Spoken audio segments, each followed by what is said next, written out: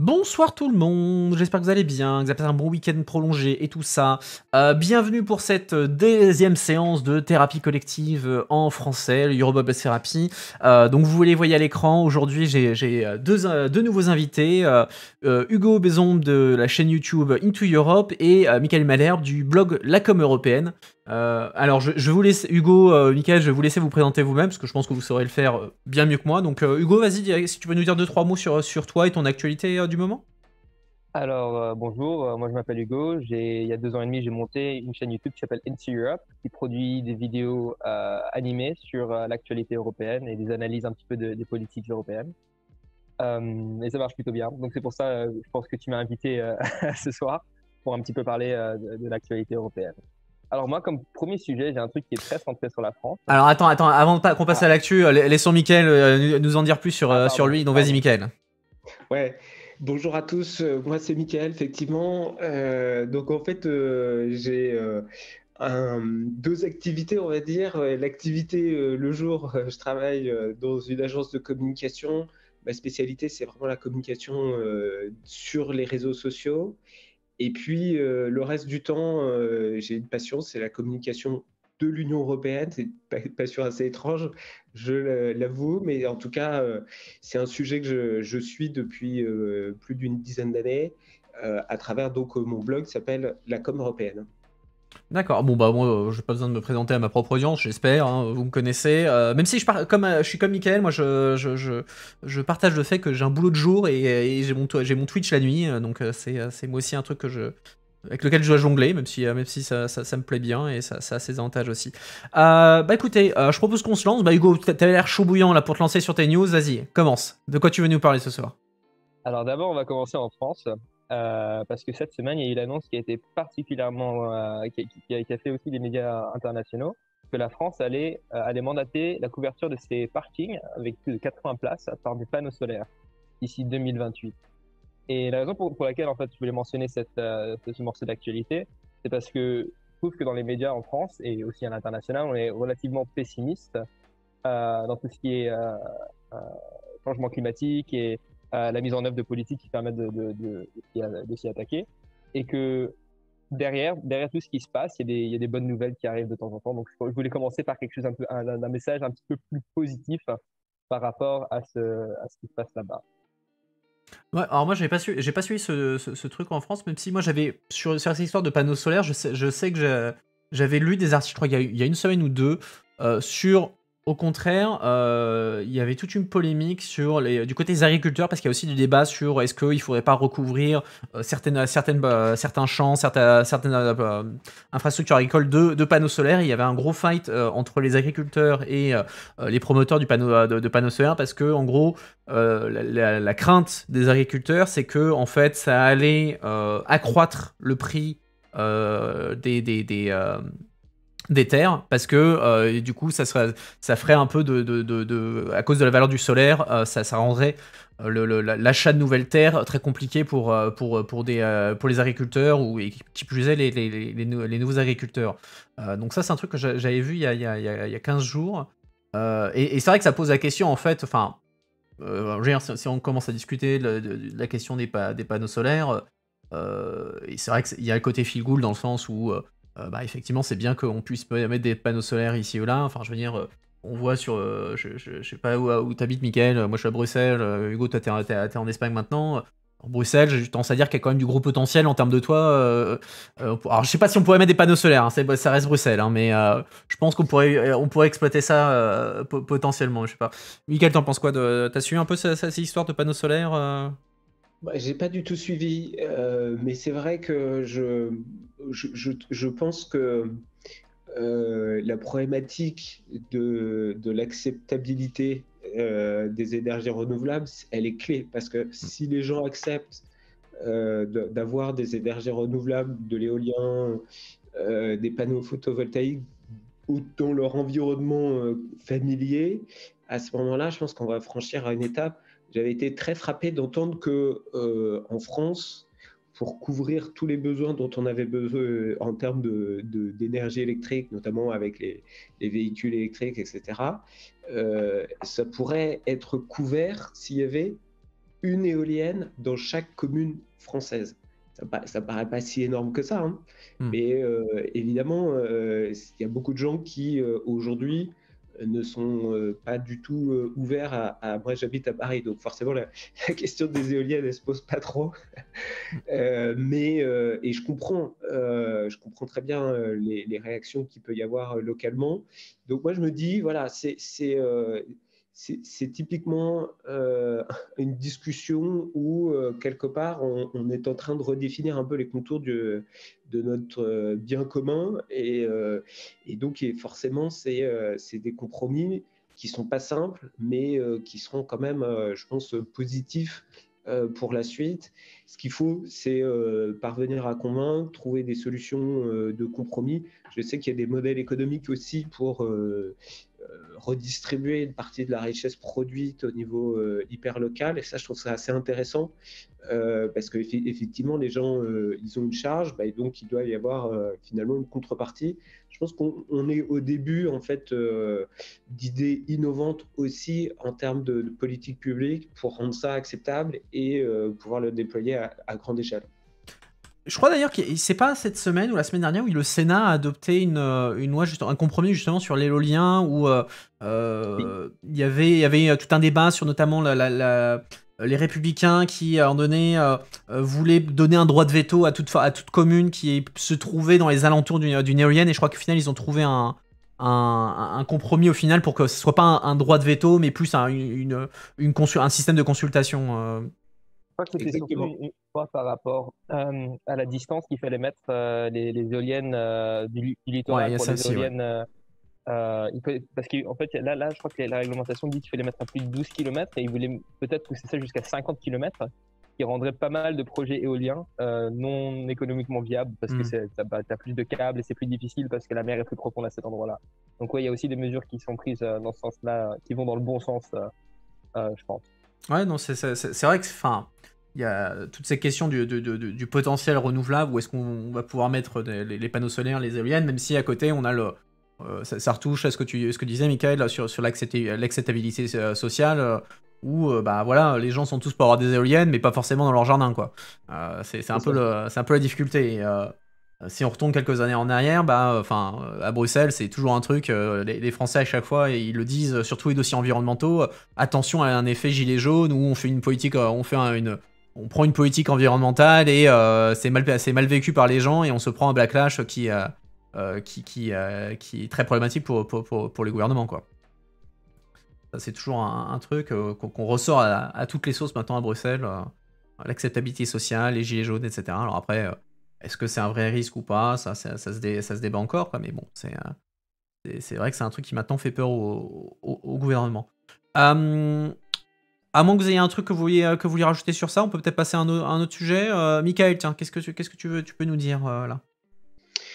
Eh ben oui, moi j'avoue que l'exercice trouver une actu dans la semaine, une actu européenne, c'est assez simple. Pourquoi? Parce que on a notre commissaire français Thierry Breton qui fait des annonces quasiment toutes les semaines. Donc j'ai regardé ce qu'il avait fait cette semaine et effectivement, en fin de semaine, il a annoncé un projet, comme toujours avec lui, je trouve assez offensif et qui redéfinit un petit peu le périmètre de l'Union européenne, puisqu'il a présenté quelque chose qui s'appelle le Cyber Security Act. Donc en fait, c'est une loi, un projet de texte, pour être plus précis, européen, qui consisterait à renforcer les capacités des Européens en matière de cybersécurité. Et ce que je trouve très intéressant dans cette annonce, on verra quel avenir lui est promis, notamment au Parlement européen, mais en tout cas, ce que je trouve très intéressant, c'est qu'évidemment, il y a le volet défensif sur comment on peut davantage s'organiser, comment on peut anticiper les attaques, comment on peut mutualiser, je dirais, ce que les différents États membres peuvent faire, ce qui sera certainement pas simple. Mais il a aussi un volet offensif en disant que l'Union européenne devrait être capable de répondre à des cyberattaques et d'avoir ses propres moyens.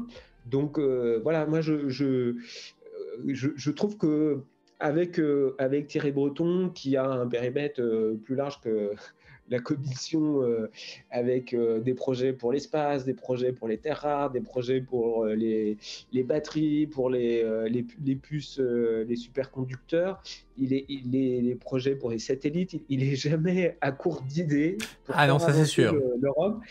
Et du coup, voilà, c'est l'actu de la semaine intéressante et je pense qu'il va faire pas mal de bruit parce que franchement, c'est des tels enjeux sensibles où la souveraineté nationale va être à fleur de peau que certainement on arrivera à un compromis qui sera assez éloigné, je pense, sur certains points de cette proposition. Oui, surtout si tu me dis qu'il y a des intérêts offensifs. Hein. Je veux dire, quand tu dis intérêt Ouais. offensif, c'est-à-dire qu'il veut dire l'Union européenne doit être capable de contre-attaquer sur des cyberattaques. Enfin, ça me semble quand même un peu gros, même pour l'Union européenne, surtout vu les considérations de sécurité nationale, etc. Les États membres, ils vont faire un peu glups sur cette histoire, si c'est Ouais, vraiment ouais. ça, quoi. Bah, c'est-à-dire que là, je pense que le sujet, c'est qu'il y a sans doute une partie des États membres qui, malheureusement, n'ont pas les moyens de se protéger et qui n'ont pas les ressources, qui n'ont pas les compétences, qui n'ont pas, je dirais, les codes pour ces nouvelles menaces.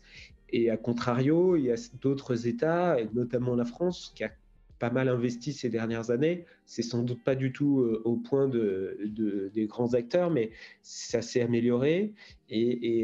Voilà, quand on regarde du côté de l'Allemagne et qu'on voit que leur chef des services secrets a été démis de ses fonctions parce qu'il avait des liens avec la Russie, bon, on comprend que l'espace cyber de l'Europe, il est pas du tout protégé à la hauteur des intérêts que l'on a. Et moi, je pense que c'est un vrai sujet. C'est très pertinent. Je pense qu'il y a évidemment une valeur ajoutée européenne que l'on peut trouver. Maintenant, c'est sûr que le volet défensif, il est relativement consensuel. Le volet offensif, ça, c'est la marque de fabrique Thierry Breton, de toujours aller un petit peu trop loin. Mais en même temps, ça fait aussi avancer les choses. Ce qui est certain, c'est que dans les problématiques de cybersécurité, je ne suis pas du tout spécialiste, mais en fait, il y a un enjeu qui est majeur, qui est un enjeu d'attribution. Ouais. Quand il y a une attaque, il faut être en capacité de dire d'où elle vient. Et c'est une prérogative régalienne par excellence. Il y a des pays qui assez facilement vont communiquer et faire connaître finalement les attaques qu'ils peuvent subir. Même si je pense qu'on ne sait pas tout et de très loin. Mais il y a d'autres pays où c'est complètement confidentiel et c'est des choses qui sont gardées le maximum secret. Donc je pense qu'il y a du ménage à faire au sens littéral de la lutte pour la cybersécurité, mais aussi dans les organismes, dans les politiques mises en œuvre pour essayer d'aligner un petit peu tout ça et être un peu plus au niveau, parce qu'on sait que malheureusement les attaques, elles ne cessent de se reproduire et de se multiplier.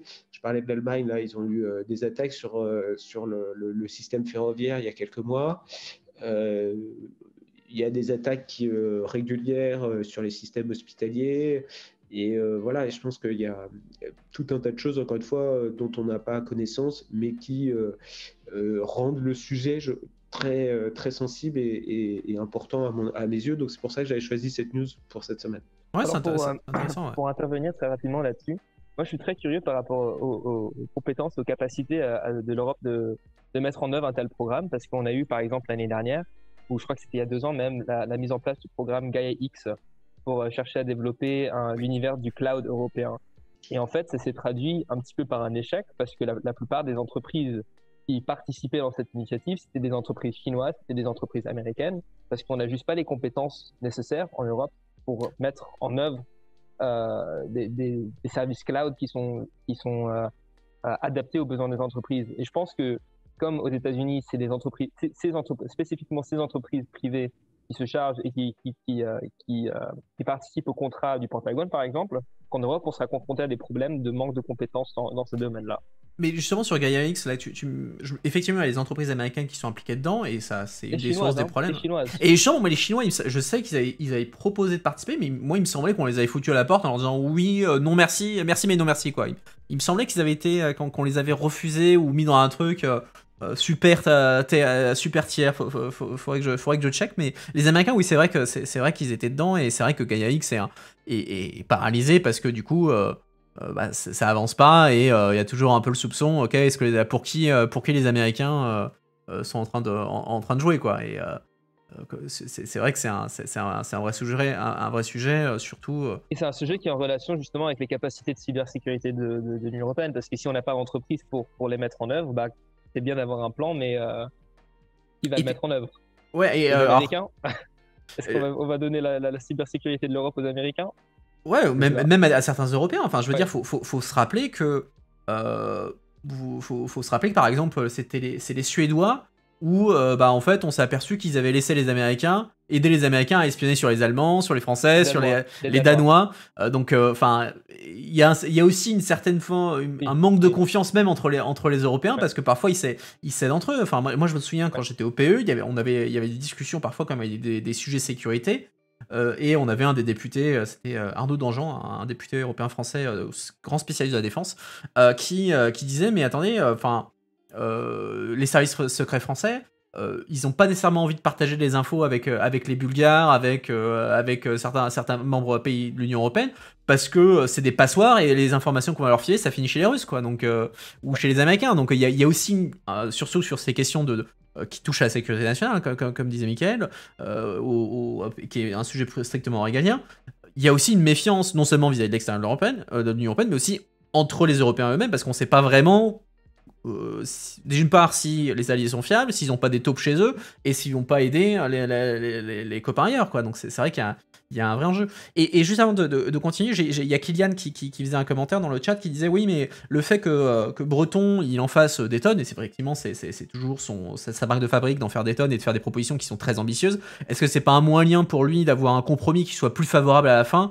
plutôt que commencer par un truc consensuel qui dans tous les cas va se faire un peu raboté par le Conseil et potentiellement le Parlement derrière. Donc est-ce que c'est pas aussi un côté stratégique de sa part de volontairement? Ouais, bien sûr. Je rajoute juste rapidement deux choses. L'une, oui, par rapport à Breton. Moi, je trouve que ce qui est très intéressant avec ce commissaire, c'est que on a commencé la commission von der Leyen. Elle avait nommé ses 5 vice-présidents. Il y avait les problématiques climat, la transition numérique, le mode de vie européen qui avait fait beaucoup de débats. Bref, elle avait un peu posé ces sujets plan-plan. Et lui, là, depuis qu'il est là, en fait, tous les mois, il nous sort un truc en disant non, mais attendez, les gars, là, on n'est pas du tout au niveau. Sur les terres rares, on est à poil. Sur les microprocesseurs, on est à poil. Sur la cybersécurité, on est à poil. Et ça va continuer. C'est-à-dire qu'il lève des c'est quoi l'expression? Il lève des lièvres. Voilà, il lève des lièvres comme ça. Moi, et c'est ça que je trouve très pertinent. C'est-à-dire que je ne suis pas en train de le défendre particulièrement. Moi, ce n'est pas ma position. Je dis juste, dans un rôle de responsable politique, anticiper, voir les points où il faut corriger. Évidemment que sur ces sujets-là, la plupart du temps, on n'a pas les compétences, on n'a pas les boîtes, mais si on ne fait rien, je veux dire, ça va être encore pire dans quelques années. Donc, il faut se bouger. Et je trouve que c'est le seul qui bouge vraiment. En fait, c'est ça que je trouve que les autres, ils vivent sur leurs acquis un peu plan-plan, alors que lui, il ose et il nous met face à des difficultés qui sont effectivement toujours très pertinentes. Les solutions, elles sont jamais satisfaisantes, elles sont toujours incomplètes, mais au moins, je trouve que ça va dans la bonne direction. Et je trouve que ça change un peu le narratif sur l'Europe des normes, l'Europe voilà, du contrôle budgétaire, du contrôle des qualités, etc. Là, on est dans un autre enjeu. C'est l'Europe comme solution à des défaillances que certains États ou tous peuvent connaître. Je trouve que voilà, en tout cas moi, je trouve une démarche assez intéressante et quelque part il prend la lumière pour toute la commission il est beaucoup plus, je trouve, dans l'anticipation que la présidente qui a l'air un petit peu toujours. Bon, enfin, en tout cas, voilà, je vais rester sur des propos positifs. Oh, si tu veux tacler, vas-y, hein. C'est pas moi qui vais t'arrêter, hein.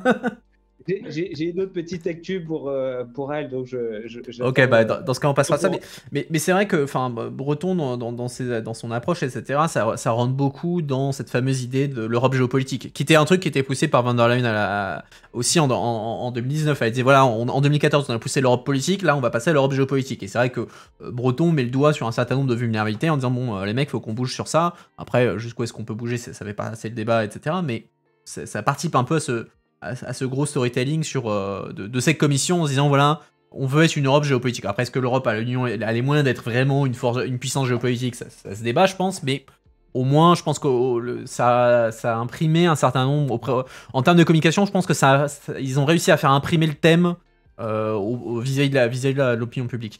Je vais faire rapidement une de mes actus et après on va revenir à vous. Alors moi de mon côté, un truc que je voulais discuter, c'est Vestager, la commissaire Margrethe Vestager, donc commissaire à la concurrence, qui est une des coqueluches de la Commission européenne, une des superstars de la com de la Commission européenne, qui est la commissaire à la concurrence, et qui était devenue très connue pour sa croisade contre les GAFA, contre les mauvaises pratiques d'un certain nombre d'États membres européens en termes fiscaux, en termes de taxation. Et elle avait notamment lancé des actions, mis des amendes records contre Apple. Elle a mis 13 milliards d'amendes. Enfin, elle avait demandé à l'Irlande de récupérer 13 milliards d'amendes, d'impôts impayés de la part d'Apple et d'un Starbucks. Il y a tout un tas d'entreprises. Et à chaque fois, son truc a fini de se faire attaquer devant la Cour de justice. Et il se trouve que cette semaine, un de ses tout premiers cas, qui datait de 2015, qui était contre Fiat au Luxembourg, on parle pas de grosses sommes, on est loin des 13 milliards d'Apple, on parle de 30 millions d'euros de taxes qui n'auraient pas été payées au Luxembourg. Et Vestager a perdu, la Cour de justice a rétamé les arguments de Vestager, et même si c'est que 30 millions d'euros, entre guillemets, je trouve que c'est intéressant parce que en fait, ça remet en cause complètement la stratégie que Vestager avait déployée sur les 7 dernières années en matière de concurrence, puisque la stratégie de Vestager, ça a été de dire ok, si on reste sur de la concurrence pure et dure, on peut pas avancer, c'est trop lent, on n'avance pas. Et du coup, elle avait décidé, en fait, moi, je vais considérer que les politiques de taxation des États membres peuvent qualifier des abus de concurrence. Et du coup, elle a dit, voilà, quand le Luxembourg donne un deal fiscal en matière de taxation qui est très avantageux par rapport aux entreprises, je considère que c'est un abus de concurrence, et donc ça me donne moi le droit, Commission européenne, d'intervenir et de corriger ça. Ce qui était un truc qui était du jamais vu à l'époque. Elle a construit toute sa stratégie autour de ça, sur le fait que l'Irlande, le Luxembourg, les Pays-Bas ont des pratiques fiscales qui sont très avantageuses pour certaines entreprises, et que ça n'est pas acceptable en termes de droit de la concurrence. Et donc là, avec sa défaite dans l'affaire Fiat cette semaine, c'est un coup d'arrêt à cette stratégie que je trouve assez intéressant, puisque du coup c'est d'un côté les juges qui remettent un peu d'orthodoxie en matière de politique de concurrence sur le sujet, donc on peut dire que c'est un stop. Et après, moi j'avais vu un certain nombre d'articles qui disaient mais en fait, certes Vestager a perdu, mais est-ce qu'elle a vraiment perdu? Parce qu'au final, depuis 2015, l'approche européenne sur ces sujets-là a complètement changé. Maintenant, c'est des choses, il n'est plus considéré comme acceptable que des États et des systèmes de taxation comme ça. Le Luxembourg a mis fin à son secret bancaire, ils ont réduit les systèmes de rescrits fiscaux suite au LuxLeaks, à tous les leaks qu'ils ont eu, et on voit une Commission européenne qui est beaucoup plus offensive. On l'a vu avec le Digital Markets Act, donc le DMA, où justement elle dit ok, on change un peu notre approche, on sort ok, on essaie de trouver un deal avec les grandes entreprises pour que tout le monde soit d'accord, et maintenant la dynamique a complètement changé. Donc certes elle a perdu sur le plan juridique, mais en termes de dynamique, en fait elle a réussi à imposer son style. Donc je sais pas ce que vous en pensez vous de ce sujet-là, mais ça me semblait intéressant moi en termes de un peu de, si on regarde le temps long sur cette histoire. Alors moi j'ai plus une question par rapport à tout ça. Est-ce que c'est le fait qu'elle ait perdu, ça ouvre pas une boîte de Pandore pour toutes les autres amendes qu'elle ait pu déposer sur Ah mais Apple, c'est déjà sur le cas, hein, c'est déjà le cas. Hein. Ok. Elle a déjà perdu plusieurs cas qui sont en appel, et là c'est la première Ouais. fois qu'un de ces cas, c'était un truc en appel, et là Ok. c'est définitif. Donc là c'est le premier cas définitif où elle se fait rétamer, mais il y avait déjà Ok. Apple qui contre-attaque, enfin Irlande qui contre-attaque contre Apple, etc., etc. Donc c'est Ça arrive encore. Le reste, le reste le arrive reste encore. arrive encore, mais ça donne déjà un signal que du coup la Cour de justice va dire bah attendez, les trucs un peu innovatifs sur l'histoire de concurrence, on va peut-être se calmer. On peut juger que les faits, rien que les faits, et pas juste la politique fiscale des États membres.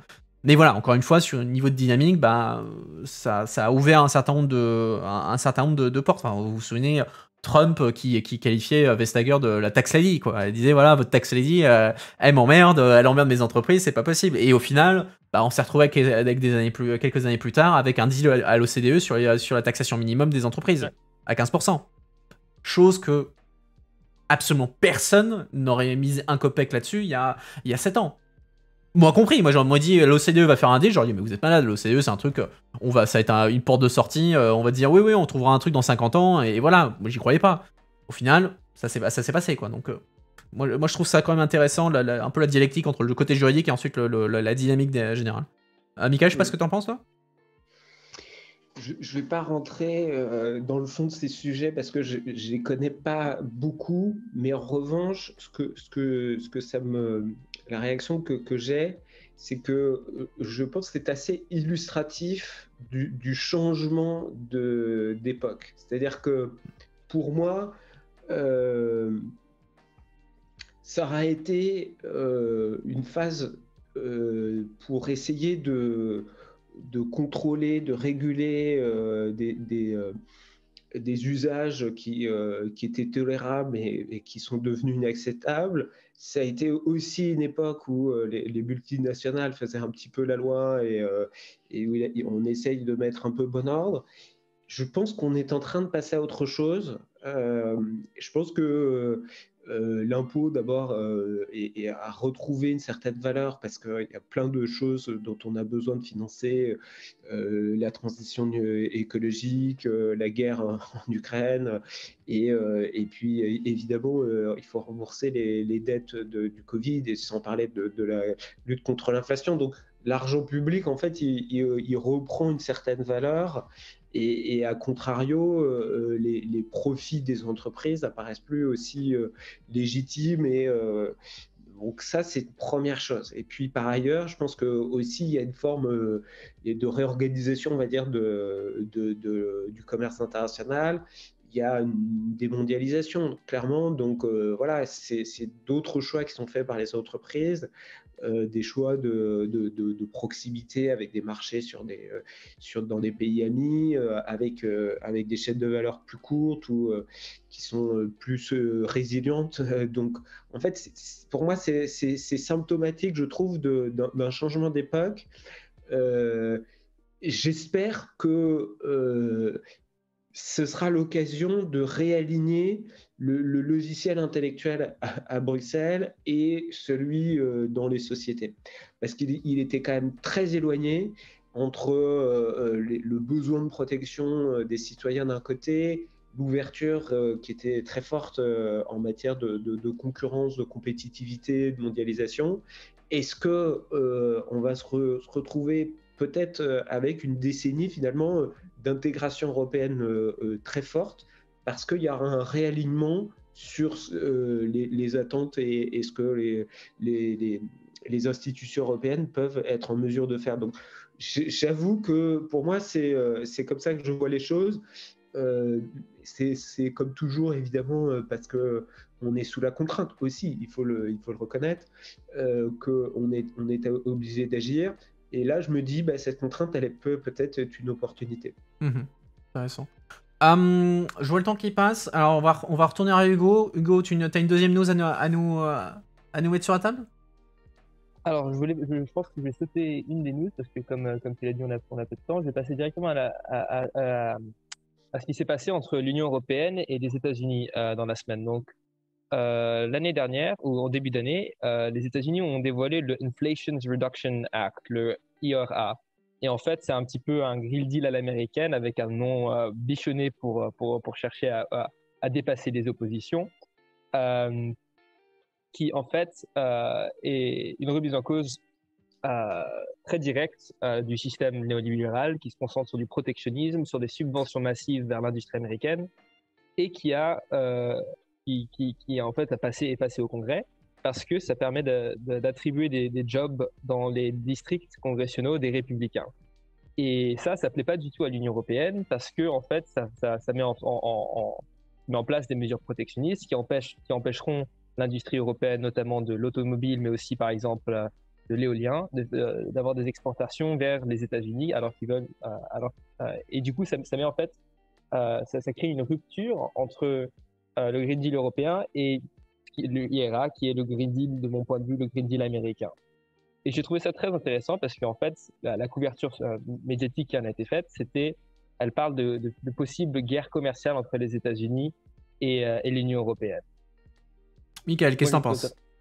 Ouais, moi je vais élargir malheureusement le contentieux US parce que effectivement il y a ce texte très important.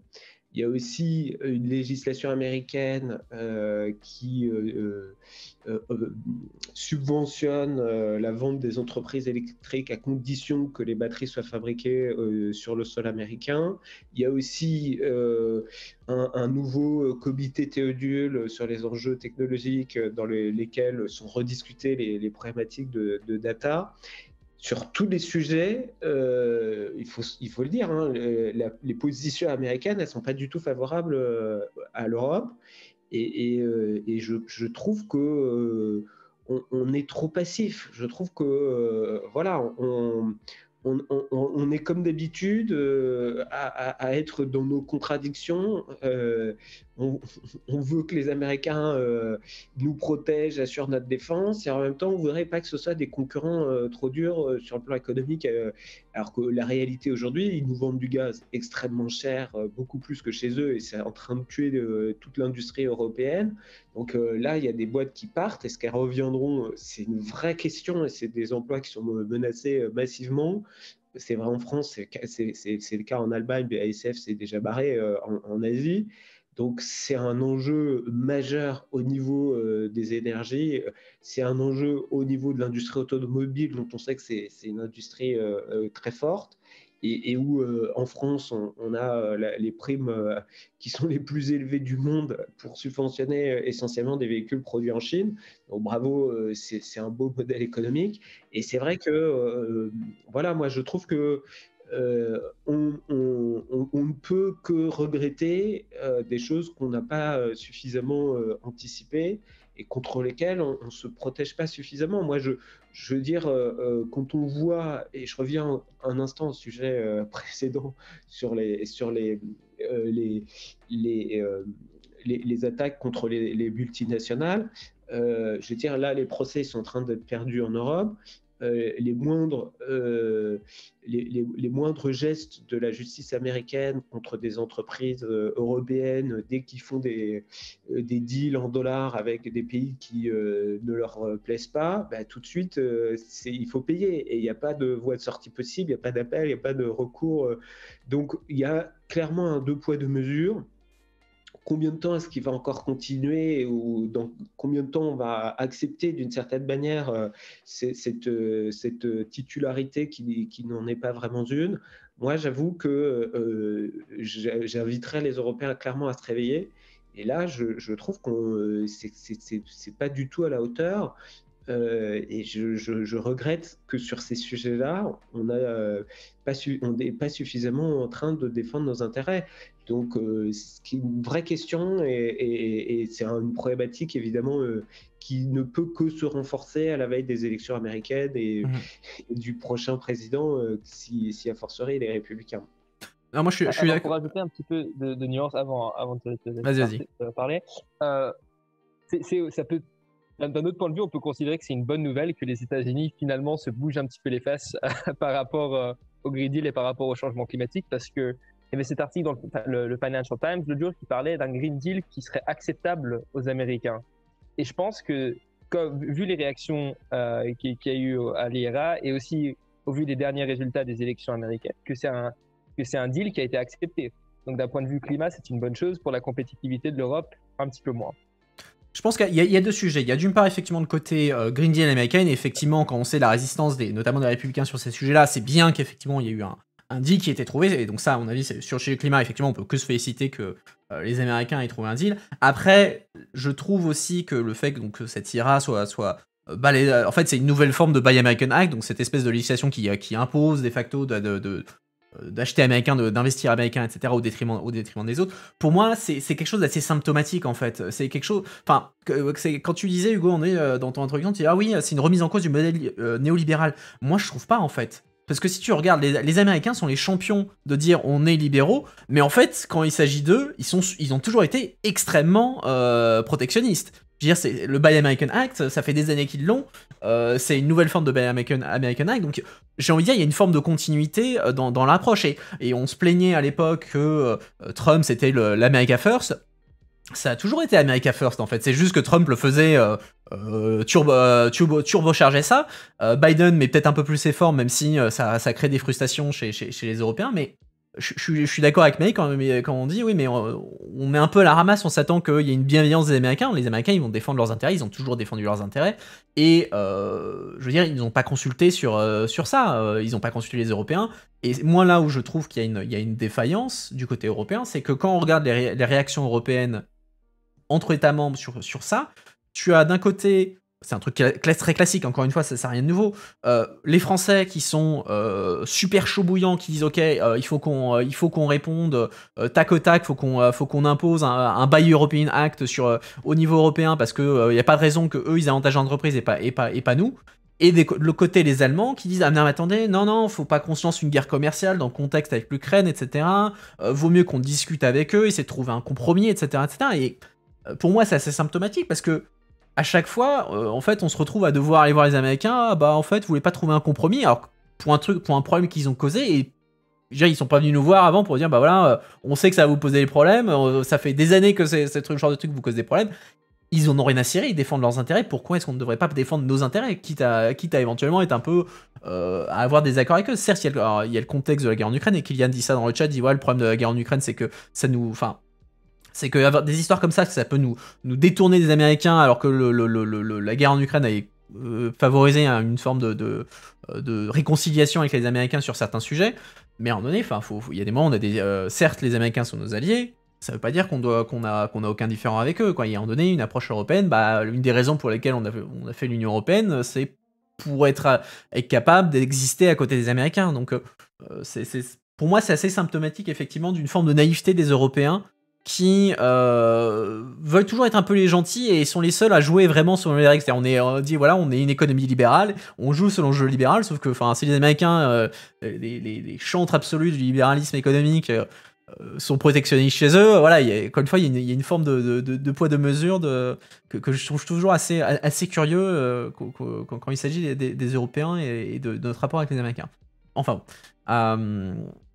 Michael, est-ce que tu as quelque chose à ajouter sur ça, ou Hugo, allez-y. Non, je pense que les Américains, je ne sais pas s'ils sont libéraux, je pense qu'ils sont capitalistes, c'est ça le sujet. Voilà, mais bon, c'est juste un point de détail. Moi, je pense que si on prend un tout petit peu de recul, effectivement, on est en train de s'interroger en se disant finalement quelle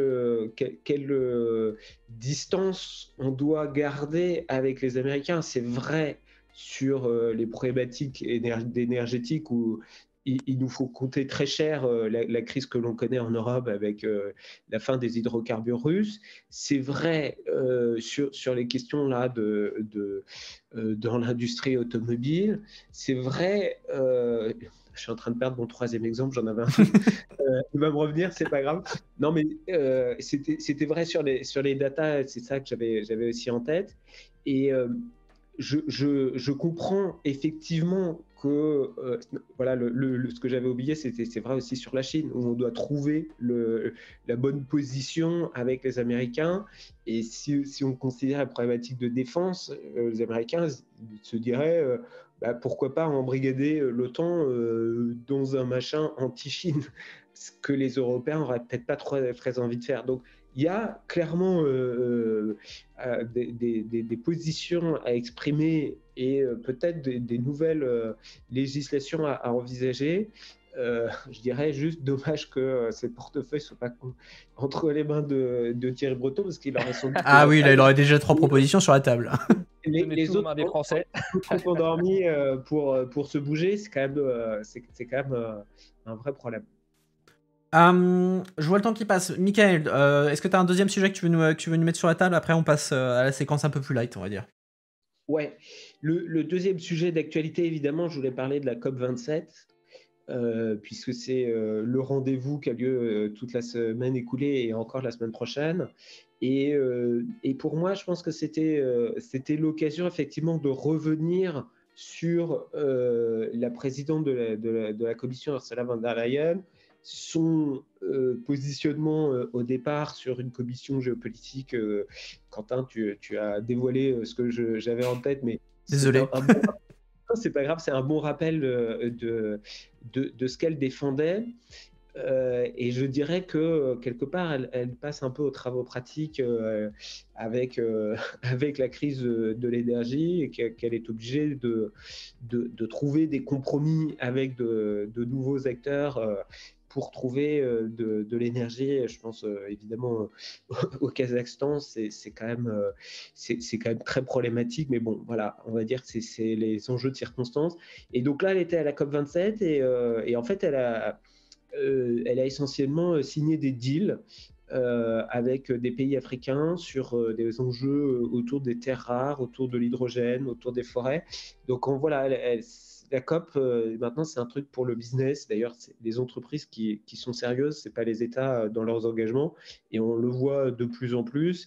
Et voilà, je trouve que l'expression que j'avais trouvée, c'est que voilà, c'est un peu la géopolitique à la corbeille, pas au sens premier où on pourrait croire qu'on le jette, même s'il y a un petit peu de ça, on jette les principes pour passer à des contrats mais avec des personnes un peu, enfin des États qu'on n'aurait pas forcément privilégiés, mais c'est à la corbeille au sens de quand De Gaulle disait on fait pas de la politique à la corbeille, c'est la bourse, et donc voilà, je trouve que c'est géopolitique assez triste et malheureusement sans doute de circonstances pour les Européens, mais qui est bien loin des ambitions initiales.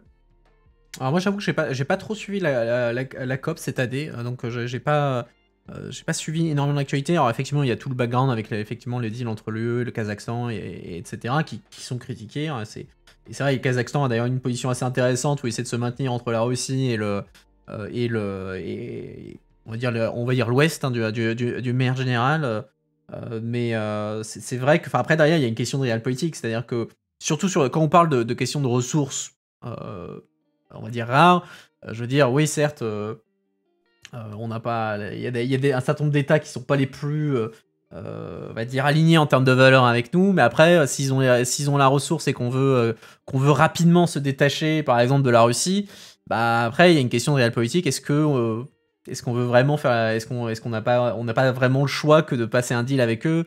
Après la question c'est est-ce que ça doit être un deal de long terme ou pas, ça interroge un peu les relations à long terme, mais à mon avis c'est un peu la question typique de l'équilibre entre la géopolitique, enfin la realpolitik et les enjeux qu'on voudrait en termes d'approche générale de correspondance avec les valeurs, mais c'est vrai que c'est un vrai sujet, quoi. Hugo, qu'est-ce que t'en penses? Moi non plus, j'ai pas trop suivi la COP27, donc non, c'est un sujet mineur. Mais c'est vrai que la COP, c'est devenu... Enfin, j'ai pas envie de dire que c'est devenu un non-sujet, mais en fait... ça se passe tous les ans, en fait. Ouais, ça... T'as plus ce côté spécial, l'accord de Paris a été signé, et maintenant c'est une question de mise en œuvre. Et Bon. aussi, lorsqu'on regarde un petit peu les dirigeants qui y sont allés, je crois que la plupart des dirigeants de l'Union européenne y étaient, la plupart des dirigeants africains y étaient, des petits pays des îles qui sont les plus au risque du changement climatique y étaient.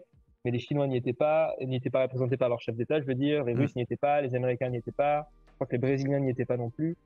Donc, c'est vrai que l'attention s'en détourne, quoi. Ouais, c'est vrai que c'est devenu. Enfin, Chef de l'État. On est aussi au niveau ouais, des chefs d'État. ouais, mais enfin, je sais pas si c'est c'est vrai que la COP qui avait lieu en France, c'est la COP 21. C'est la COP 21 quand c'était à Paris. Bref. Ouais. Il y avait eu tout un barouf médiatique autour, il y avait l'accord de Paris, etc., etc.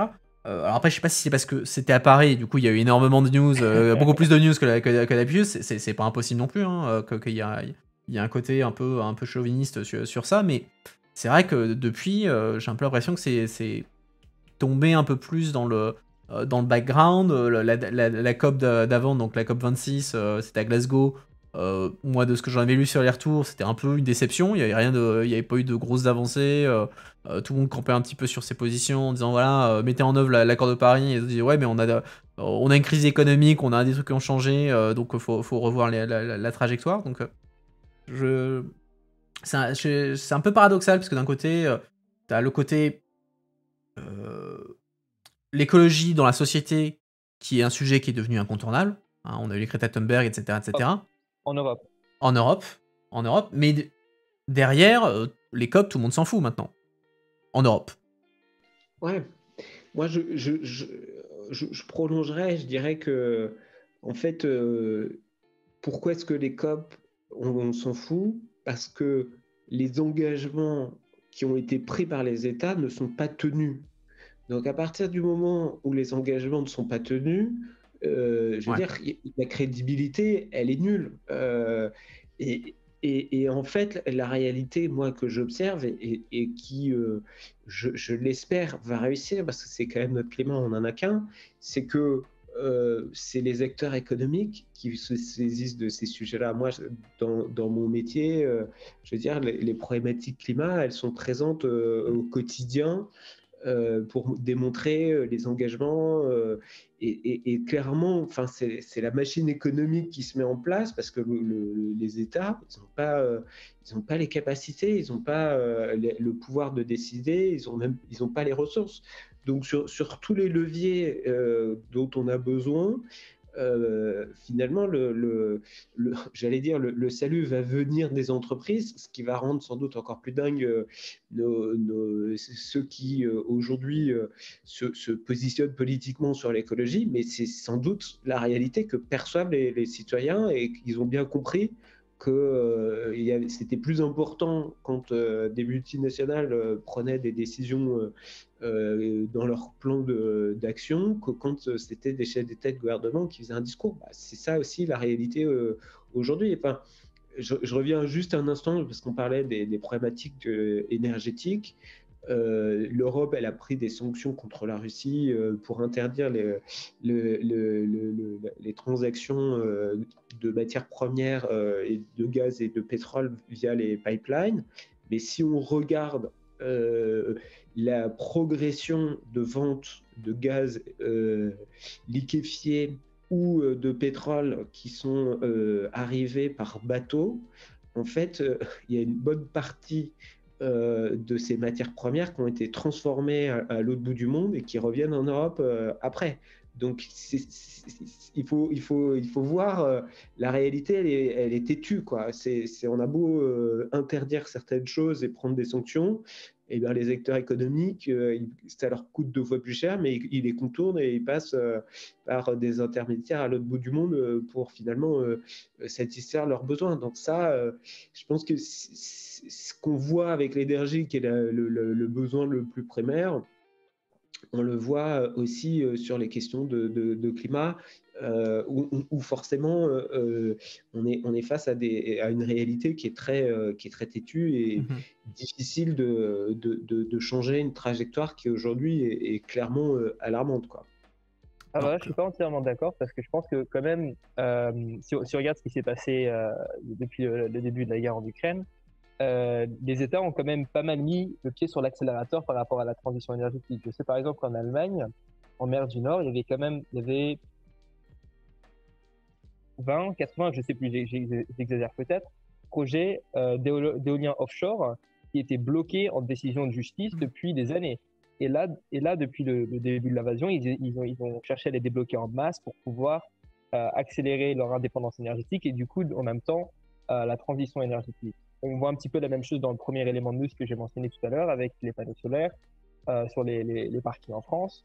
Donc il y a quand même des choses qui sont mis en place d'un point de vue de sécurité énergétique qui ont quand même aussi un rapport avec la transition énergétique. Et je Oui, mais pense du que coup, ce reframing, ce changement de perception de sécurité énergétique en termes de sécurité nationale, de changement climatique en sécurité nationale, c'est ce qui va avoir le plus gros impact par rapport au rôle que les États ont à jouer dans le futur par rapport au changement climatique. ouais, c'est ce que. Enfin, je suis d'accord avec la manière dont tu mentionnes ça à la fin. C'est-à-dire, effectivement, ce qui fait bouger maintenant les États, c'est pas que l'Allemagne, C'est régalien. c'est régalien, ils se sont dit merde, c'est pas on Ouais. a envie d'accélérer la transition énergétique, c'est qu'on on a un problème géopolitique, on a un problème de sécurité nationale et on doit s'assurer de ça. Donc du coup, c'est effectivement La même chose avec le nucléaire en France. voilà. Ça a pas bougé pendant 10 ans et ensuite, cette guerre en Ukraine, 6 nouveaux EPR.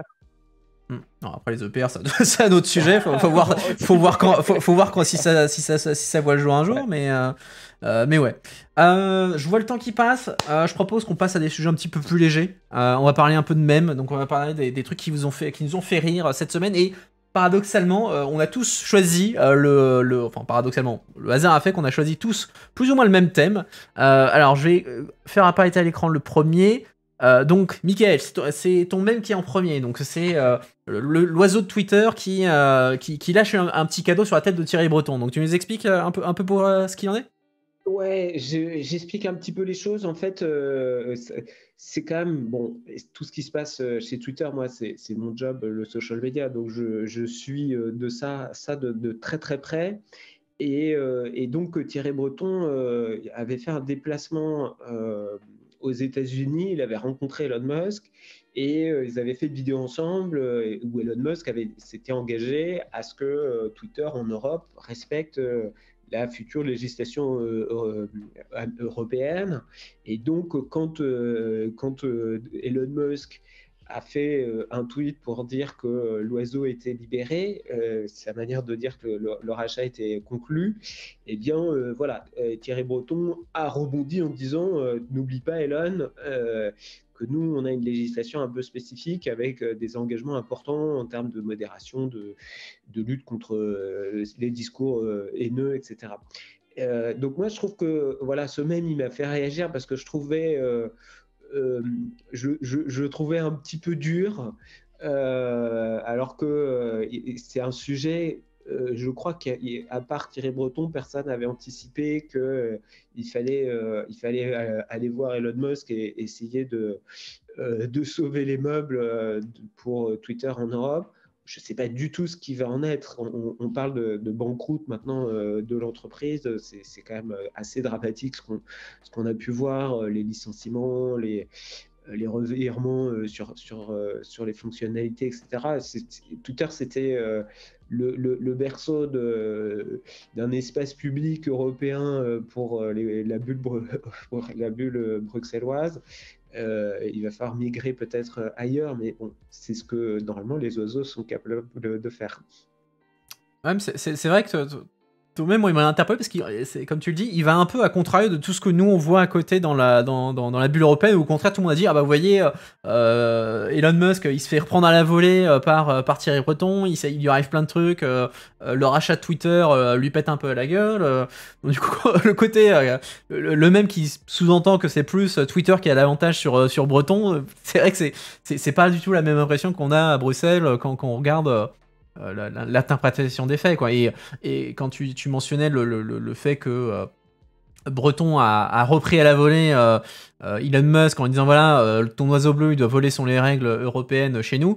Apparemment Musk a dans la foulée passé un coup de fil au cabinet de Breton, dire oui, faudrait qu'on prenne un rendez-vous avec Monsieur Breton pour qu'on puisse s'expliquer, etc. Donc il y a aussi, je pense aussi, une certaine inquiétude de la part d'Elon Musk de pas se mettre les Européens à dos. C'est pour ça, moi, je trouve que ce mème, il m'a interpellé parce qu'il n'est pas le reflet de ce que nous on perçoit Ouais. en observant ce qui se passe réellement, mais voilà, je trouve que c'est quand même intéressant de voir ce qui circule et voilà, c'est pour cette raison que j'ai voulu le choisir parce que il y a clairement une, une différence de perception très forte entre ce que ce même laisse entendre et ce que nous on observe. Et je dirais que, bon, je suis pas venu pour défendre Thierry Breton, hein, et sur ça, sur ce coup-là, il avait bien anticipé les choses et je pense qu'il a sécurisé quand même ce qui est important. Alors, on va passer à ton Alors- même, Hugo. De toute façon, c'est sur le même thème, donc on va parler de Twitter hein, pendant Parler de Twitter à nouveau. à nouveau. Donc, vas-y, explique-nous un peu ton même. Alors moi j'ai choisi un mème, c'est un meme qui est basé sur le template du Captain Phillips. Look at me, I am the captain now. Mhm. Et en fait j'ai choisi ça parce que à cause du grand nombre d'imitations qu'il y a pu avoir sur Twitter ces derniers jours. J'en ai pas forcément vu des imitations des comptes parodies de dirigeants européens, mais pour les entreprises américaines, pour les hommes politiques américains, il y avait quand même un certain nombre de comptes qui étaient pas mal. Je pense que le meilleur que j'ai vu, c'était de George Bush, le junior, qui disait Je suis content d'avoir bombardé les Irakiens. Les Irakiens et Pardon, les Irakiens. Et Tony Blair, un voilà. faux compte parodie Tony Blair, qui dit Oh, it was super fun, c'était chouette. Ouais. Ouais, c'est vrai que ça c'est un peu le cœur de la polémique, enfin pas le cœur de la polémique, c'est un truc qui a fait un peu réagir fortement tout le monde, Ouais. c'est cette fameuse donc le certification mark, le truc qui est censé qui a été inventé par Twitter pour un peu dire bah voilà qui est une vraie personnalité, qui est un vrai organe de presse, etc. pour un peu lutter contre la désinformation. Et maintenant Musk qui débarque en disant alors maintenant vous payez $8, alors au début c'était 20, maintenant c'est 8, et vous avez votre certification. Et ça a complètement backfire. Ils ont suspendu. C'est pire que ça. Non, c'est pire que ça parce qu'ils ont rajouté le checkmark bleu pour le vendre. Et ensuite, ils ont rajouté un autre certificat, genre gris, qui est en dessous à côté du handle, pour dire maintenant c'est un compte certifié. Donc, comme ça, tu as la double certification. Tu as celle pour laquelle tu payes et celle qui vérifie ton identité. Ah, j'ai pas vu moi ça. Moi, j'ai vu ça et c'est d'une absurdité. Ah ouais, mais c'est complètement ouf. C'est complètement ouf ce truc. Enfin, quand tu disais les entreprises qui ont des comptes parodies, moi j'ai vu un thread sur Twitter qui faisait un peu l'inventaire de tout ça. Et t'avais par exemple un compte parodique de Lockheed Martin. Donc, qui disait on va arrêter de vendre des armes aux criminels de guerre aux États-Unis. Aux États-Unis, à Israël, en Afrique du Sud. Et t'avais Lilly, qui est une entreprise pharmaceutique, qui disait que l'insuline allait devenir gratuite. T'avais plein d'entreprises comme ça qui avaient des comptes parodiques qui achetaient la certification et qui balançaient des trucs. Et ça avait des conséquences très, très concrètes, puisque ces entreprises ont perdu des milliards d'euros en actions, en valeur boursière, parce que suite à ces trucs parodiques, les gens ont cru, et du coup, c'est des milliards qui sont partis en fumée. Et c'est quand même assez parlant que 48 heures après que Twitter ait officiellement lancé son Twitter Blue, donc ce système d'achat de certification, ils ont suspendu le déploiement et ils sont même au point où ils dissuadent activement les gens de prendre Twitter Blue parce que le truc est parti mais complètement en vrille. Et le truc le plus dingue, c'est que tout le monde leur avait prévenu que c'était ce qui allait se passer. Day One a dit mais attendez, mais vous allez faire un truc où n'importe qui peut sans vérification avoir une certification, mais ça peut que partir en vrille. Surtout qu'à côté t'avais Elon Musk qui faisait bannir dans la zone tous ceux qui faisaient des comptes parodiques sur lui, et t'as ça qui se passe. Enfin ça participe un peu au côté absurdité absolue du truc, quoi. Et c'est un peu dingue, quoi. Pour en rajouter un qui était pas mal, il y avait un compte parodie Pepsi qui disait I love Coke. Pas mal. Ça c'était pas mal aussi. Michael, toi t'en penses quoi de tout ça? Moi, je pense que Elon Musk, il a officiellement racheté Twitter au pire moment possible. Parce que si on rebondit un tout petit peu le mois d'octobre, le mois de novembre qu'on est en train de vivre, c'est la première fois que Amazon annonce une trajectoire de résultats qui est en baisse. Ils ont une perte de capitalisation boursière qui est de 1000 milliards. Donc 1000 milliards, c'est gigantesque. C'est un plan de relance européen à lui tout seul. Facebook, vous le savez, Meta, qui lui aussi est en difficulté, qui a fait des licenciements. Et Facebook, ils ont perdu, je crois que c'est 200 milliards. Donc c'est rien, mais sauf que c'est juste encore énorme par rapport à ce qu'ils avaient encore il y a quelques mois. On a aussi évidemment Twitter qui a été racheté 44 milliards de dollars, ce qui est quand même beaucoup. Et je pense que c'était une valeur beaucoup plus surcotée que ça ne le valait. Et le risque, c'est que c'est une entreprise qui risque d'ici quelques semaines de plus valoir plus rien. Et je pense qu'Elon Musk est prêt à la banqueroute parce qu'il a les banques sur le dos et qu'il ne voulait pas, finalement plus acheter cette boîte parce qu'il n'a pas la trésorerie, et encore moins dans ce contexte financier de capitalisation boursière qui sont dans la tech. C'est un massacre. Et je ne sais pas si vous avez entendu, mais il y a aussi une boîte dans les crypto-monnaies. FTX, ouais. Voilà, qui a quasiment disparu du marché. Là, c'est 20 milliards. C'est pas grand-chose, mais tout ça, tout qui est parti en fumée. C'est une destruction de valeur. Je crois qu'on n'a pas vu ça depuis très très longtemps. C'est une correction de marché peut-être légitime, mais en attendant, évidemment, il y a autant d'emplois qui vont être menacés. Et donc, voilà, je prends cet angle qui est peut-être pas celui auquel j'aurais voulu réagir sur le fond aussi, mais je pense que c'est quand même un élément qu'il faut avoir à l'esprit.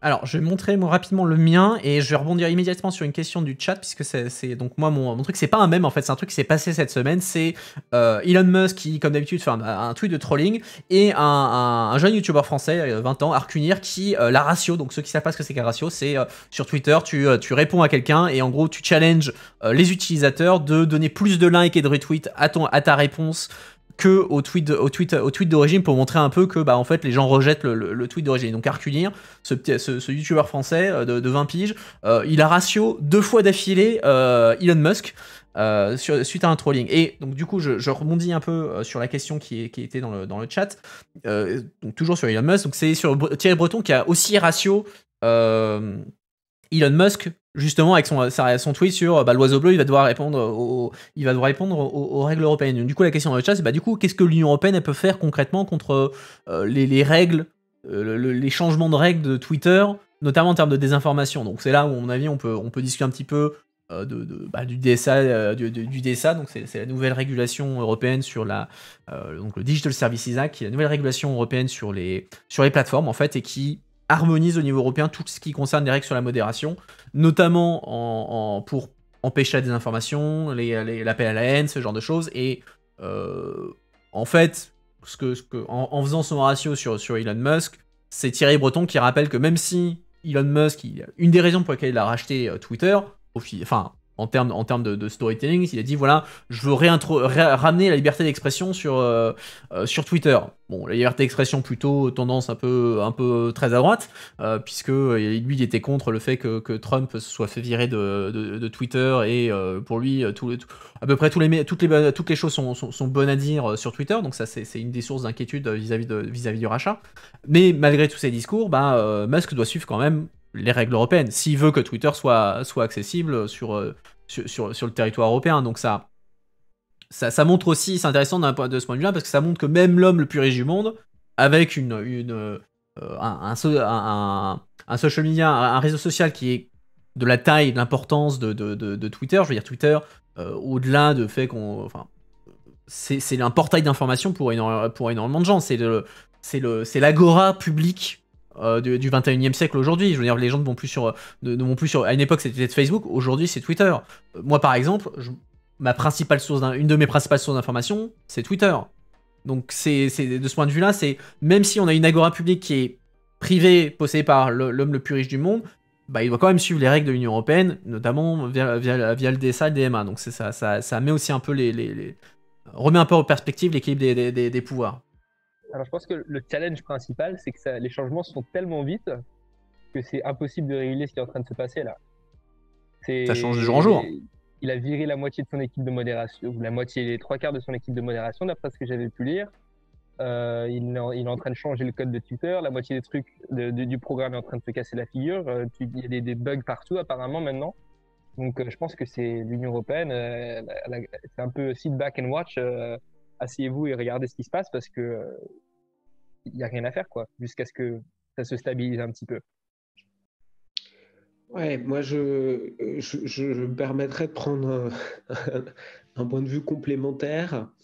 Parce que pour moi, je vois très bien effectivement les projets autour du free speech à l'américaine d'Elon Musk, mais en fait, la réalité pour cette entreprise, le mot-clé que l'on utilise en communication, c'est plutôt ce qu'on appelle le brand safe. Brand safe, c'est quoi? C'est d'avoir une plateforme où les annonceurs peuvent se sentir en sécurité pour dépenser. Et ce que j'observe, et ce que c'est très concret aussi dans mon job d'ores et déjà en une semaine, c'est que les annonceurs arrêtent leur plan média sur Twitter. Enfin, toutes les grosses boîtes américaines ont arrêté quasiment leurs dépenses. Et donc, voilà, c'est très dangereux parce que c'est un réseau social secondaire sous l'angle des audiences, en volume.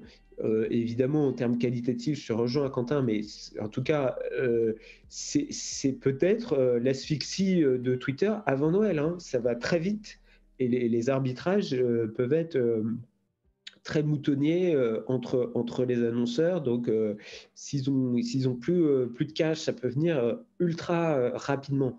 Par ailleurs, vous pardonnerez, mais Twitter, c'est un sujet professionnel et un lien personnel, donc je suis les choses de très près, mais Twitter, avant le rachat d'Elon Musk, avait un problème, c'est que les utilisateurs les plus engagés, les plus prolixes, étaient déjà en train de partir parce que leur centre d'intérêt les conduisait vers d'autres plateformes. Et donc, en fait, le cœur de ce qui constituait la communauté des tweetos, faire créer et faire circuler des mèmes, et tout un autre ensemble de choses, en fait, était en train de se déliter avant que Musk arrive pour finalement achever un peu le sale boulot. Donc ça, c'est quand même c'est dramatique parce que c'était sans doute le réseau social qui tenait le plus de ses promesses. Enfin, je veux dire, il permettait vraiment à ceux qui l'utilisent sérieusement de s'informer. Et pour moi, c'est un outil très utile. C'est presque un bien public à l'époque de l'ère numérique. Et je pense qu'au lieu de le privatiser avec une personne aussi fantasque qu'Elon Musk qui a certainement beaucoup de bonnes idées parmi toutes les idées qu'il peut avoir à la minute, on ne fait pas vivre un social media à ce rythme-là et pour les annonceurs, c'est un enfer. Donc, je suis très inquiet sur l'avenir de Twitter. Je pense que la compétition est trop intense. Le niveau d'exigence des utilisateurs et les attentes des pouvoirs publics aussi sont de plus en plus forts. Et Twitter va pas réussir à corriger le tir en vol. Donc voilà, c'est un vrai souci parce que c'était quand même une plateforme où on est à peu près à 200 millions d'utilisateurs. C'est hyper bas par rapport aux grandes plateformes type Instagram ou qui a plusieurs milliards ou Facebook, mais c'était des leaders d'opinion, des journalistes, des institutionnels. Et voilà, toutes les marques, tout ce qui compte et qui peut s'exprimer. Donc ça va prendre du temps pour reconstruire ça autrement ailleurs et sans doute d'une manière plus fragmentée et peut-être une fragmentation atlantique entre l'Europe et les États-Unis sur les choix que chacun d'entre nous on sera amené à faire dans les prochaines semaines, savoir est-ce qu'on reste, est-ce qu'on part, qu'est-ce qu'on fait. Forcément, la question se pose. Moi, j'avoue, je l'aurais mauvaise si jamais Twitter ferme, parce que j'ai beaucoup le format.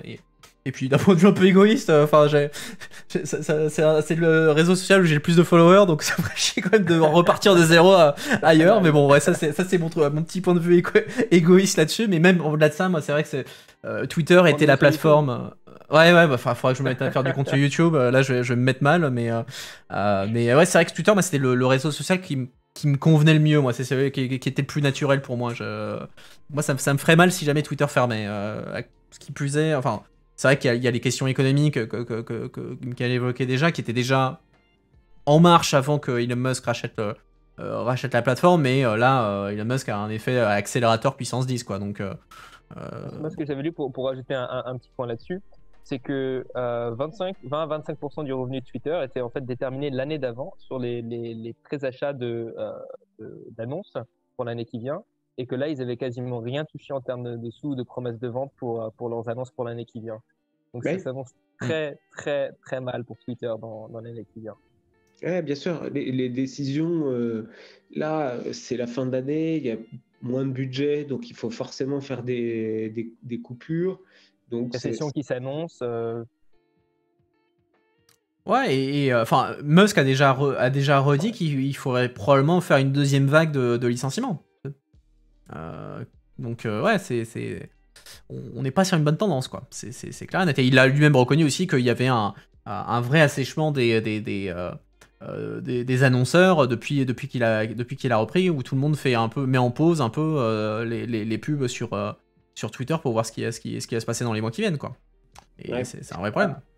Ce qui est vraiment entre guillemets dommage, c'est que Twitter, a priori, est en train de battre des records d'audience. Oui. D'abord, parce que tout ça, c'est un spectacle absolument auquel personne ne peut résister. Parce que, comme toujours avec Twitter, c'est l'esprit de la communauté que Musk, je pense, ne comprend pas. La finalité, c'est peut-être de détourner ce que la plateforme met à disposition. Et donc, il fait tout à l'envers.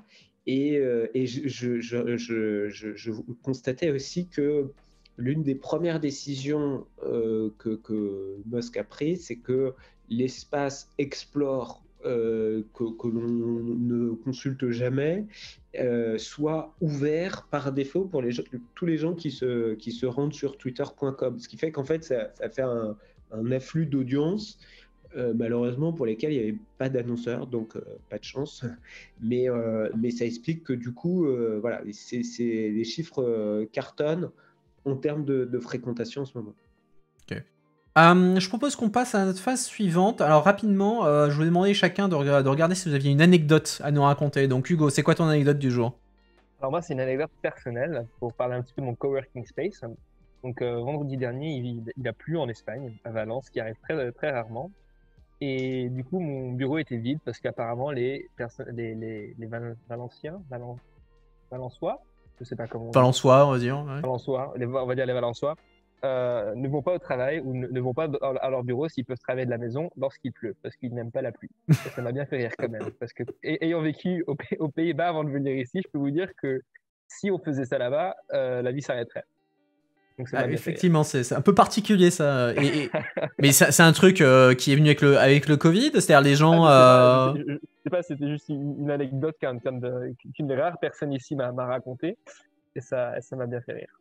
D'accord, c'est particulier, effectivement. Je ne sais pas à quel point c'est vrai et que si c'est généralisable par rapport au reste de la population, mais en tout cas, pour mon coworking space, c'était vrai. Bon, bah écoute, ça veut dire que tu as eu tout le bureau pour toi tout seul. Ouais. Voilà. Michael, ton anecdote? Alors, j'ai choisi une anecdote au sens d'un sujet un peu anecdotique, parce que récemment, il y a quelques semaines, la Commission européenne a lancé une campagne de communication qui s'appelle You Are EU. Donc, vous êtes vous, c'est assez bizarre comme message. Et franchement, j'invite chacun d'entre vous à taper You Are EU pour tomber sur la landing page du site en place. Vous avez 4 pauvres photos qui se baladent et le wording, le wording, c'est des textes qui sont proposés, ben, c'est un storytelling illisible. Vraiment, je voulais garder quelques petites phrases, mais voilà, You Are AU est une invitation à contribuer, à aider à transformer nos défis, à construire un avenir meilleur. You Are AU est un engagement de chacun d'entre nous, une proclamation, un rappel de tâches à accomplir. Ah ouais, c'est un peu le truc typique, quoi. C'est, enfin. Je dirais qu'à ce stade de, comment dire, d'avoir un texte qui ne dit rien et qui est malheureusement aussi creux, je pense qu'il est peut-être bon que ce site reste aussi confidentiel qu'il ne l'est aujourd'hui, parce que si c'est ça que la commission prévoit pour ces rares campagnes auprès de ces publics, ça risque d'être un massacre. Alors attends, du coup, moi, je mets à l'écran justement le site YouRU, comme ça les gens peuvent voir un peu à quoi ça ressemble, mais c'est vrai que là, de ce que tu nous lis... Et les photos du mec qui monte les panneaux solaires, là, à pieds nus. Où est-ce que tu vois ça, là? Ah oui Sur la version anglaise du site, je ne sais pas si c'est sur la version française aussi. Ouais, il y a quatre photos. Ah ouais, je vois, ouais. Je vois, ouais. Les éoliennes, les panneaux solaires, avec le gosse qui caresse le panneau Ouais, solaire. c'est... Mon tout. Ouais, c'est vrai que c'est un peu particulier comme truc. C'est vrai que... Ça donne l'impression que c'est pas fini, qu'on attendrait un peu autre chose. On peut pas faire une campagne avec juste 3 paragraphes et 4 photos. Enfin, faut être un peu sérieux. Ouais, et puis enfin, pour moi, quand tu lisais les trucs, c'est un peu le genre de discours super verbeux qui veut rien dire. Rien. Et t'es là, mais enfin, tu fais quoi, une thèse de philosophie, ou tu essaies de communiquer avec des vrais gens? Enfin, c'est un peu la com européenne, mais dans ce cas de pire, j'ai envie de dire, c'est un truc pseudo-intellectuel, alors que tu essaies de parler à des vrais gens, quoi. Ouais, c'est dramatique. Moi qui suis de près les choses, je ne peux que constater que c'est pas du tout au niveau, et c'est pas du tout ce qu'il faut faire, quoi. C'est vraiment très dommage, parce que c'est une période où je crois que les Européens sont en attente de savoir ce que fait l'Europe, et elle fait pas mal de choses, mais alors là, on n'en dit pas, on n'en dit rien, tout simplement. Ouais, enfin là je regarde le truc, il y a que dalle en fait sur ce truc. Il y a juste la page d'accueil, et après t'as le discours sur l'état de l'Union, un truc sur REPowerEU, 2 trucs sur Energy Saving, et c'est tout. Il y a rien d'autre, quoi. Donc il y a rien d'autre. Moi je découvre ce truc, je sais même pas de quoi ça parle en fait. Je suis là, mais c'est quoi? C'est un truc énergie? C'est un truc je sais pas ce que c'est, quoi. C'est un truc qui a ni queue ni tête. Hugo, t'en penses quoi, toi? Ah non, pardon, j'étais en train de regarder la vidéo là qui est avec. T'as du stock footage de Paris, du stock footage d'un gamin dans un square. On dirait une pub, quoi. Ouais, attends, je mets la vidéo, mais sans le son, comme ça les gens... Ah ouais, en plus, avec la première image dans Paris, un peu de nuit, ça fait un peu un film d'horreur, je trouve, la première image. Mais ça fait vraiment pub. Ouais. Et tout ça pour dire, venez chez McDo. C'est ça l'impression que ça me donne. Ouais. C'est vrai. Alors après, ouais, c'est vraiment bizarre. C'est vraiment bizarre comme truc. Bon, bah, on va mettre ça... Ah, c'est vrai que tu sais pas que c'est pour l'Union Européenne, tu t'attends à n'importe quelle marque... Venez comme vous êtes. Oui, voilà, venez comme vous êtes, voilà. Bon, bah... Bon. Bien joué le service com, hein. Cyber pour ça. Écoutez, on va passer à la dernière partie avec vos cartes blanches. Où, donc je vous invite à discuter. Bah, vous mettez sur n'importe quel sujet que vous voulez sur la table et on en discute. Michael, on va commencer par toi. C'est quoi ta carte blanche du jour? Alors, moi j'ai choisi comme carte blanche le sujet qui s'appelle Global Gateway, qui est pas traduit en français, mais pour dire les choses très simplement, la Chine a les routes de la soie pour essayer de fidéliser des partenaires commerciaux, et on sait que c'est dans des conditions qui sont quand même pas très acceptables en termes de financement, en termes d'infrastructure, et donc l'Union européenne a ce projet Global Gateway pour développer ces partenariats avec les pays tiers, donc qui n'appartiennent pas à l'Union européenne, et essentiellement le partenariat UE-Afrique. Je trouve que c'est un beau projet, une belle ambition, des moyens aussi quand même assez importants en termes de financement. On est quand même sur une enveloppe qui va jusqu'à 300 milliards d'euros sur la décennie. Donc c'est une très belle promesse. Ça donne quoi en termes de communication? C'est ça évidemment ce dont je souhaite vous parler, parce que en fait il y a un site que j'ai découvert en préparant les choses, et j'ai été très surpris parce qu'en fait c'est un site où on a carrément, l'Union européenne a carrément développé, je vais partager peut-être Alors attends, donne-moi le lien plutôt, parce que sinon moi ça va me mettre les caméras en l'air. C'est le site officiel de la Commission européenne, Global Gateway? Non? Je t'ai partagé le lien. Ok.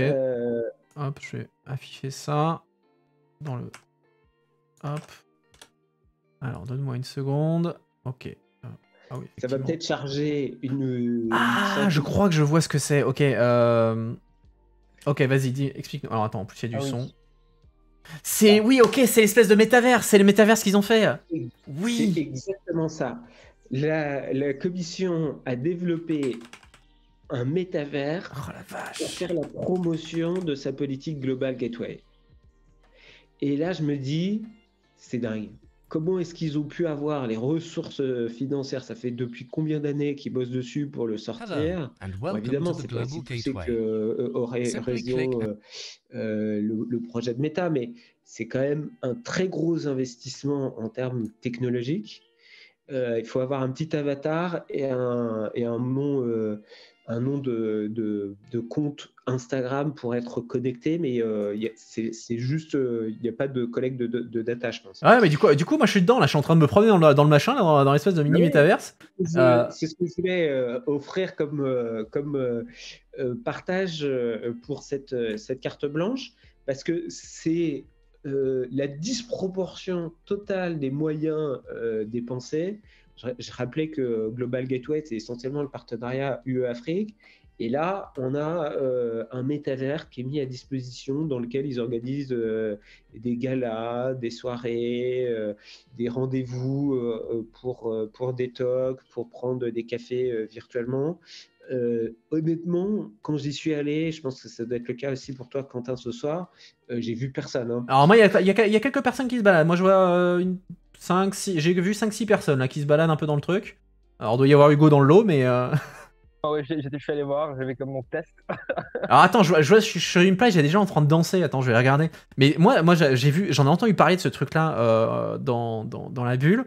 Et enfin, moi j'ai vu ça, je me suis dit, mais attends, mais pourquoi? À quel moment tu te dis, alors les gars, on va faire un truc, on va faire un métaverse. On va faire un métaverse pour faire la promotion d'un truc Global Gateway. Enfin, moi ça me semble le truc, mais tellement surréaliste. C'est ta guerre pour rivaliser avec Facebook. Ouais, c'est ça, mais c'est un peu, toi, c'est un peu le Second Life du pauvre, quoi. C'est pas de project. Dans l'absolu, que l'Europe se saisisse des nouvelles technologies et tente un métavers pour séduire sur des sujets plus de régulation, pour présenter le DSA ou DMA au grand public, faire un truc hyper pédagogique, je suis pas opposé. Mais là, sur Global Gateway, qui est une problématique de financement, de soutien à des pays qui sont en difficulté, c'est une débauche de moyens, c'est presque, tu vois, ça... Enfin, je sais pas quel budget ils ont eu pour un truc comme ça, mais... Énorme. Ouais, parce que enfin, en plus, c'est pas... les graphismes sont pas non plus complètement dégueulasses, j'ai même envie de dire, les graphismes sont potentiellement mieux que ce que Meta met pour le moment sur la table, mais ouais, enfin... Moi, je trouve... Alors, toi, ils ont même mis une espèce de pseudo-achievement où genre tu dois essayer de trouver des lapins en or, quoi. C'est quoi ce truc, quoi? Il y a des installations artistiques avec des poubelles géantes, des cafés géants qui sont disséminés aussi, qu'on peut découvrir. Non, c'est un truc de dingue. Moi, j'avoue que quand j'ai découvert ça, je me suis dit, mais comment est-ce possible que ce soit aussi confidentiel? Comment est-ce possible qu'on ait investi autant alors que le sujet ne le justifie absolument pas? Je pense qu'il n'y a pas du tout de public qui est pertinent sur ces sujets-là pour ce type d'outils. Donc voilà, je dirais, tout le paradoxe de la communication européenne sur les sujets importants. Là, on a vu énergie, sécurité des approvisionnements. Il y a enfin, je veux dire, une nécessité que l'Europe fasse connaître ce qui est pris, les décisions qui sont prises. Et You Are EU, c'est complètement en dessous de ce qu'on pourrait attendre. Et Global Gateway, c'est le surinvestissement et la débauche d'énergie, de moyens technologiques, alors que le public n'est pas du tout au rendez-vous. Ouais, c'est ouf, un quoi. lien là. Vas-y. Trouvé un lien avec. Il dit que ça a coûté 400 000 euros. Sérieusement, que 400 000 euros pour un truc comme ça? 400 000 euros, ouais. Je sais pas ce que ça vaut, j'ai juste trouvé ça genre avec une recherche Google rapide. Attends, ils ont dû faire. Ça doit être Unity, j'imagine, le moteur, mais. Enfin, après, c'est vrai que c'est relativement simple. Ils ont besoin de serveurs, ils utilisent, j'imagine, Unity ou Unreal pour le moteur graphique, et après, c'est une instance fermée, donc il y a du contenu, c'est des vidéos qui tournent, quoi. Mais ouais, c'est très curieux, parce que ça me donne plus l'impression d'un truc qui ferait pour la promotion des élections européennes que pour un truc comme ça. C'est vachement bizarre. Enfin, et encore une fois, je trouve ça vachement bizarre, un truc, la Commission européenne qui dit on va faire un métaverse. Encore une fois, pourquoi pas faire un métaverse si c'est un truc qui est bien fait, etc. Mais là, enfin, je veux dire, je reste sur l'idée que ça reste quand même un métaverse du pauvre, quoi, dans le sens où mon perso, il ressemble un peu au paperclip, à Monsieur Clip de Word, quoi. Il faut avoir la référence, mais je vois effectivement que... Non, alors peut-être que ça pourra être réutilisé en 2024 pour les élections, mais la techno... en tout cas, moi, je voulais saluer quand même le fait que l'Europe ait développé un métaverse qui soit proposé à tous les Européens dans une indifférence générale. Et sans doute, je suis d'accord, c'est pas une manière tout à fait raisonnable de dépenser les moyens très rares qu'il peut y avoir pour la communication. C'est ça, et puis, enfin, je veux dire, t'as une espèce de grosse... Je suis sur la plage, t'as une espèce de grande statue qui nous fait qui essaie de daber ou je sais pas quoi, avec un Covid, un symbole de Covid qui est à côté, donc t'es là, mais c'est quoi ce truc? Pourquoi je veux dire, je sais pas ce qu'ils ont pris pour développer ce machin-là, qui a fait la direction artistique, mais je sais pas, ça... Moi, ce qui m'a beaucoup impressionné, c'est que quand tu te balades, en fait, t'as très peu de messages.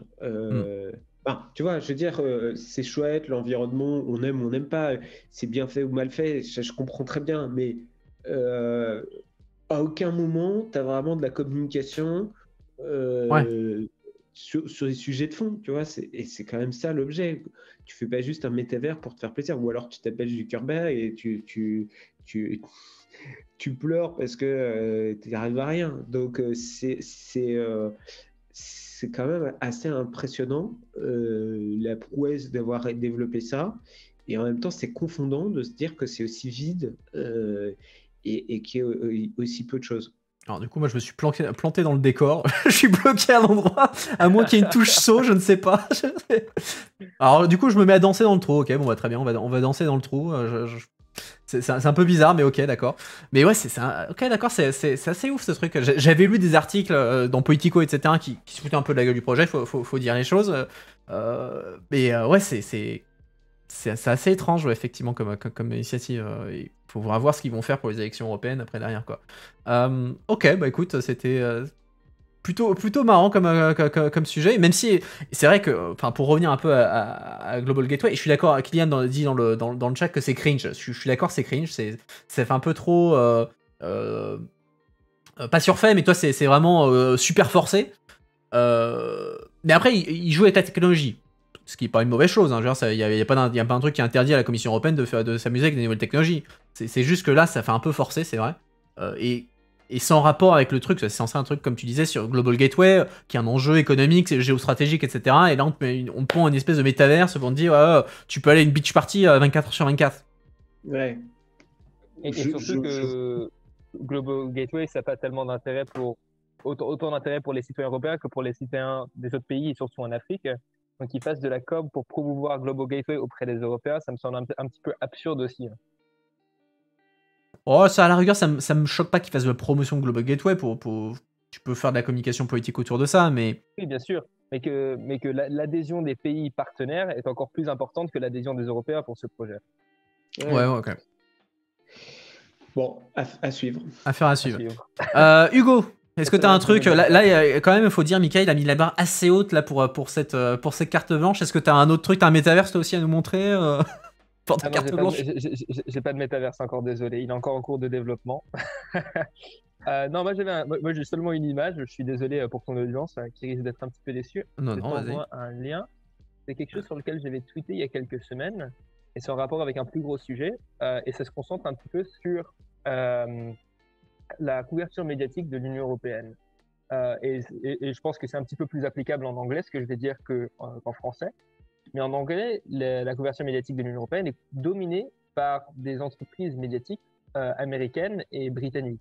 Bon, ça ne devrait pas choquer parce que c'est des entreprises qui ont un marché national, mais c'est aussi un marché national important et donc une source de lecteurs aussi très importante.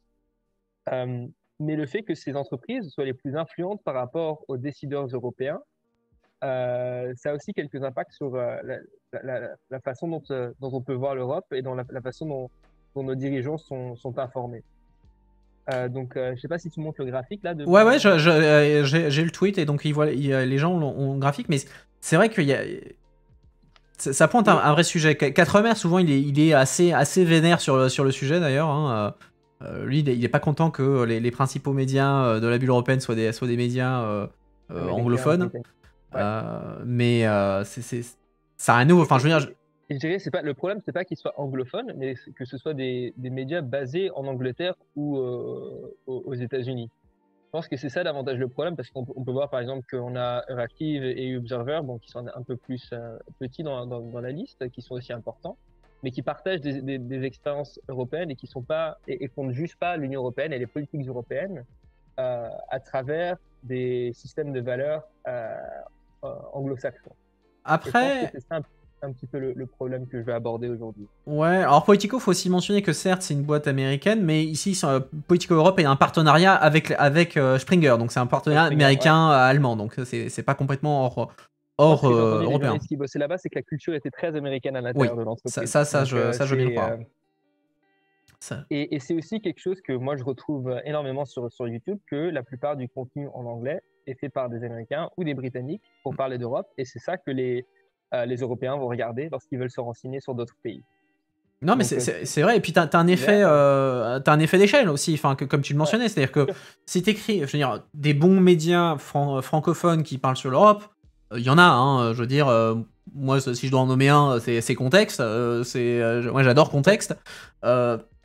T'as les bonnes couvertures médiatiques francophones, c'est pas le souci. T'as Libé avec Quatremer, Euractiv, Le Monde de temps en temps quand ils se réveillent, ils font des bons sujets aussi sur l'Europe. Donc il y a des bons trucs en français, mais c'est vrai que c'est lié à mon avis aussi au fait que l'anglais étant devenu la lingua franca de la bulle européenne depuis 2004, hein, depuis la vague d'élargissement à l'Est.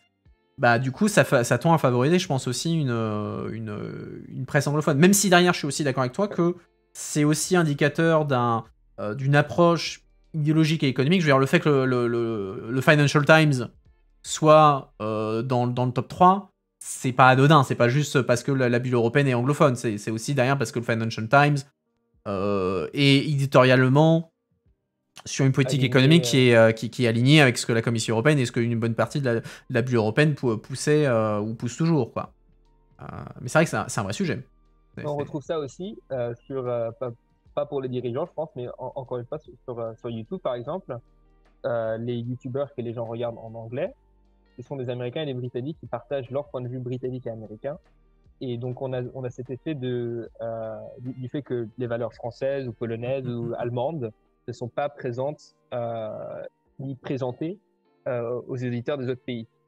Et on peut retrouver ça, par exemple, aussi lorsque des parlementaires italiens vont se plaindre euh, dans des journaux anglais pour aller se plaindre des Néerlandais. Donc, on trouve cette dynamique en fait partout dans la sphère publique européenne, où tout le monde va à travers les Américains et les Anglais pour parler aux autres. Alors toi, Michael, d'un point de vue communication, comment t'analyses ça?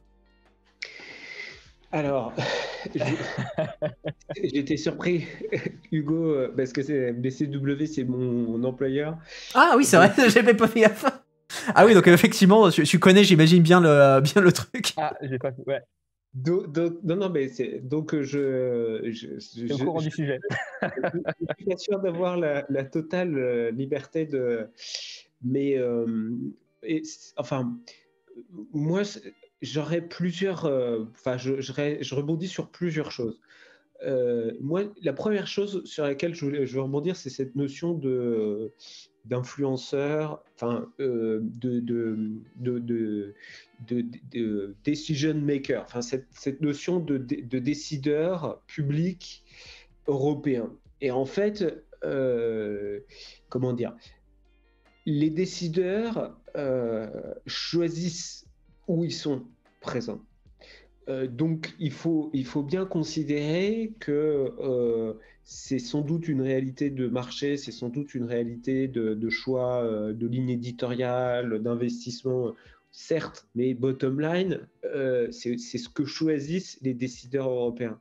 Quand un commissaire fait une interview dans le Financial Times plutôt que dans les Échos ou un autre journal économique européen, c'est un choix qui lui appartient ou qui l'appartient si c'est une commissaire féminine. Donc ça, c'est une première chose. Et donc, je pense que ce classement, il en dit plus sur les critères qui sont présents à l'esprit des décideurs européens plutôt qu'autre chose. La deuxième chose, effectivement, c'est que pour moi, je pense que les chiffres sont sans doute encore pas le reflet de la réalité que je perçois, à savoir qu'il y a un monopole de la part de Politico Europe qui préempte énormément depuis qu'ils sont arrivés à la scène européenne. Et donc, voilà, je pense que c'est encore beaucoup plus fort parce que non seulement c'est que quelques médias qui sont concernés, mais la réalité, c'est que c'est quasiment plus qu'un seul, quoi, qui a les Non, c'est vrai. ressources pour être présent et assurer une rédaction complète, ce que très peu de médias sont capables de faire. Tu as cité Quentin Contexte, effectivement, mais les deux, et c'est en ça que c'est intéressant, ils reposent sur le même business model. C'est de mettre à disposition des entreprises une base de données sur les politiques publiques. Donc, oui, moi je pense que c'est très problématique, mais pas forcément par rapport à ce qu'on peut en tirer comme enseignement de prime abord, quoique tout soit ça très juste, mais plutôt pour ce que aussi ce que je disais sur la réalité en fait de ce qu'il y a dans la tête des décideurs européens. Mais après, justement, pour revenir sur le sujet de ce qu'il y a dans la tête des décideurs européens, c'est un peu le problème de l'œuf et de la poule. Est-ce que le commissaire va donner son interview à Politico parce qu'il a envie vraiment d'aller chez Politico et du coup, bah, tout le monde va suivre ce que Politico dit parce que les décideurs des politiques décident de parler dans Politico? Ou est-ce que le décideur politique décide de parler à Politico parce que Politico est le principal média de Bruxelles et donc du coup, c'est là où il y aura le plus grand lectorat? Ouais, je suis d'accord, ça se discute. Maintenant, von der Leyen, elle refuse toutes les interviews De Politico, oui. hein.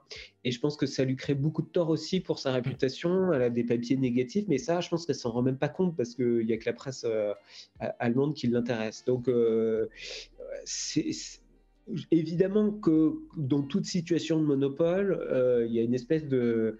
Bon, déjà il y a un auto-entretien. Quand on est leader incontesté, c'est difficile d'avoir un challenger.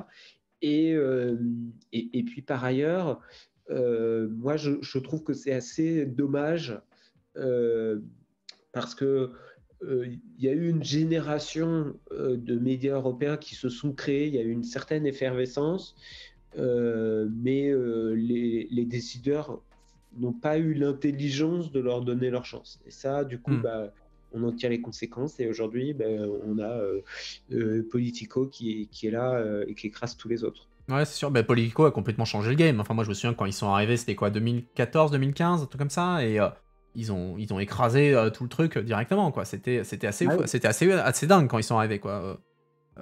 Ils étaient du jour au lendemain, c'était la plus grosse rédaction à C'est ça. Bruxelles. Et depuis, ils n'ont cessé de progresser. Et Politico, par ailleurs, le groupe avec Politico aux US, c'est une pépite qui est valorisée, qui a une valorisation à plusieurs milliards. Hein. C'est une boîte qui est hyper profitable. Donc nous, on en voit que l'activité qui n'a, et c'est quand même ça le drame, aucune valeur économique. C'est-à-dire que tout ce travail qui est fait par la rédaction de Politico, c'est fait à fond perdu. Il faut bien avoir conscience que tous ces journalistes qui fassent du bon ou du mauvais travail, en fait, il n'y a aucune monétisation, il n'y a aucune... Ils ont le produit d'appel, en fait. C'est le produit d'appel pour ce que Politico vend. Moi, je trouve que c'est dramatique pour le journalisme. Parce que voilà, les gens devraient payer pour l'information et pour accéder à une information de qualité, mais comme ils ne le font pas, on se retrouve avec des boîtes comme Politico qui disent ok, j'offre en produit d'appel l'information et vous paierez pour la data. Ça crée des monopoles et c'est jamais bon, mais bon, c'est peut-être un autre dossier pour notre commissaire d'adresse.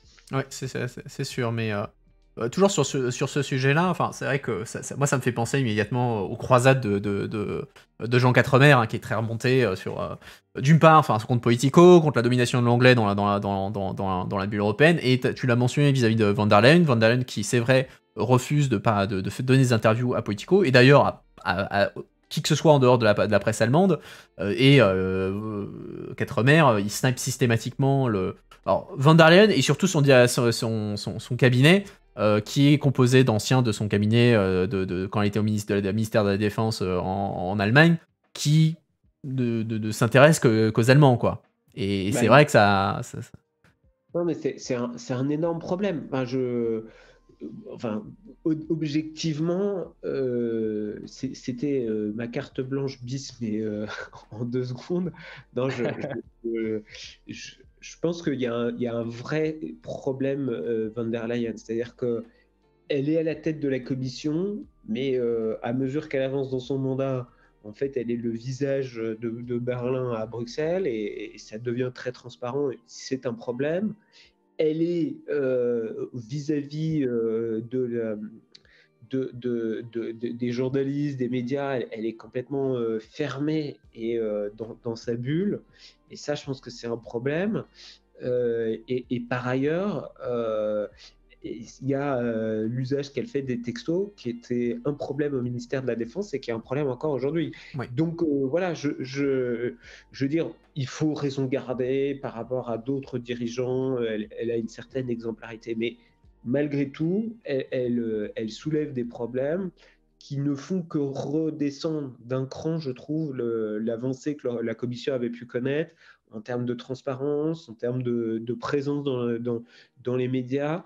De ce point de vue-là, ses prédécesseurs faisaient mieux le job, c'est pas peu dire. Alors que c'était des politiciens un peu old school, alors que si on avait un président ou une présidente de la commission digital native, ça changerait fondamentalement les choses. Alors moi je suis à la fois, je suis d'accord et pas d'accord avec ce que tu dis. Là où je suis pas d'accord, c'est quand tu dis Van der Leyen et le visage de Berlin. Je suis pas aussi convaincu que ça.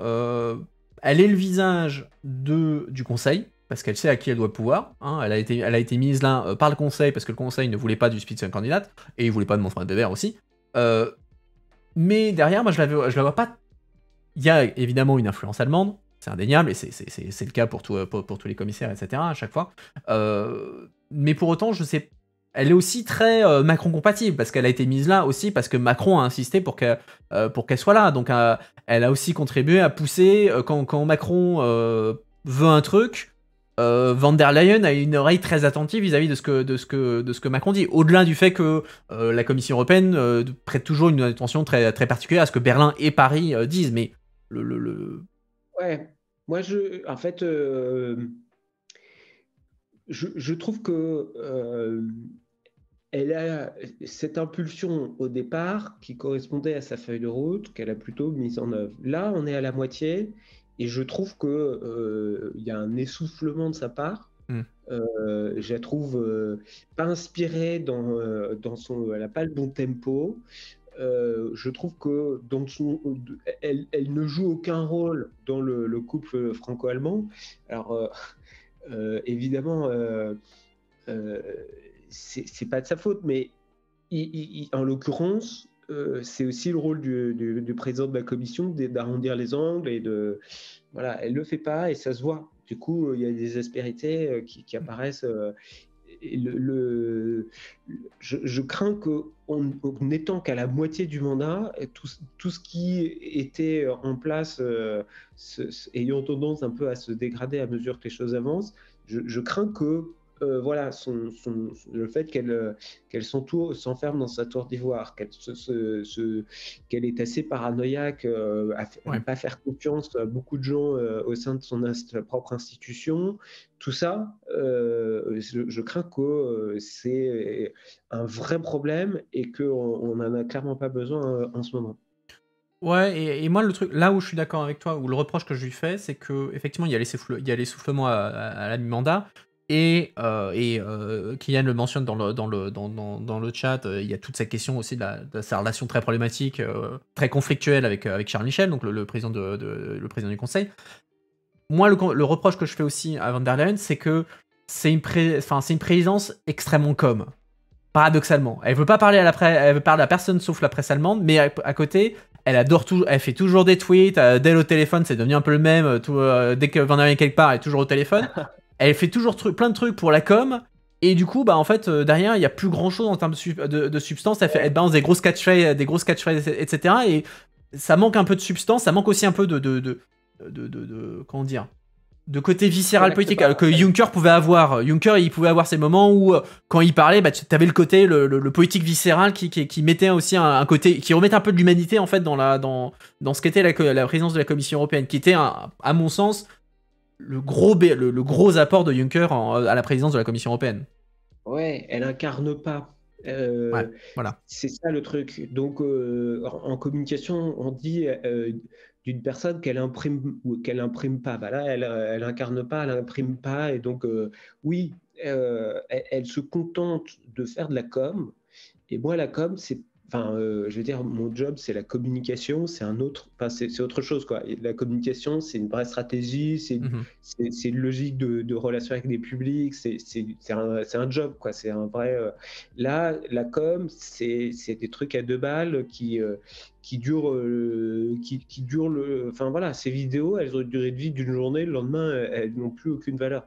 Ça, enfin, je veux dire, il faut des propos, comme on dit en anglais, evergreen, qui sont toujours vrais, qui portent les choses. Et je trouve qu'elle ne sait pas faire ce genre de choses. Ces discours sur l'état de l'Union, c'est pas les moments les plus agréables pour elle parce que c'est pas son truc, quoi. Donc, on a effectivement un problème d'incarnation plus largement des présidences parce que Charles Michel, c'est aussi problématique et que le couple, c'est infernal là pour la COP.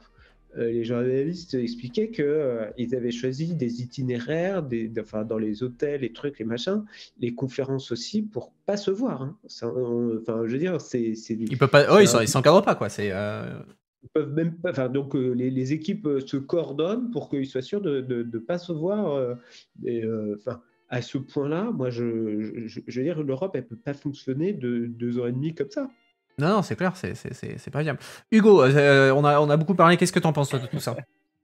Moi, j'ai rien à ajouter, hein. Je les connais pas suffisamment pour pouvoir ajouter quelque chose sur ce que tu as dit là, donc je suis un peu nouveau à la Brussels Bubbles.